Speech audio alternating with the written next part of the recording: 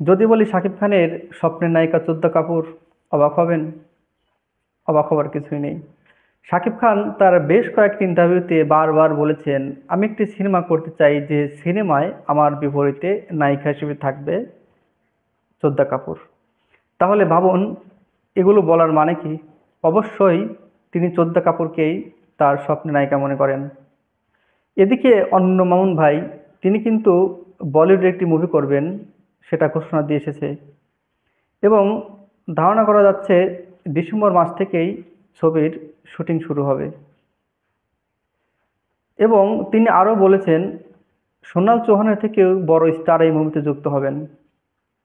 একদিকে শাকিব খান চায় শ্রদ্ধা কাপুরের সঙ্গে ছবি করতে, অন্যদিকে অনন্য মামুন চেষ্টা করছেন কোনো বড় স্টারকে নিতে। শ্রদ্ধা কাপুর, শাকিব খান এই দুজনকে যদি দর্শক একসাথে দেখতে পারে, আমার মনে হয় বিষয়টি বেশ ইন্টারেস্টিং হবে এবং তাদের দুজনকে বেশ ভালো মানাবে।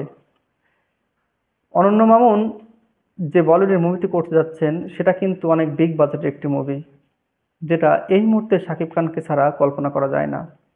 তো এখন দেখার বিষয় অনন্য মামুন শ্রদ্ধা কাপুরকে শাকিব খানের সঙ্গে ছবি করতে পারে কিনা।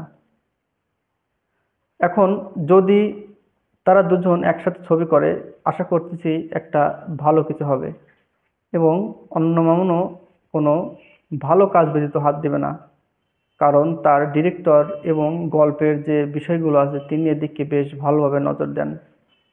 এখন দেখি সামনের দিনগুলোতে কি হয়, একটা সুন্দর অপেক্ষায় রইলাম।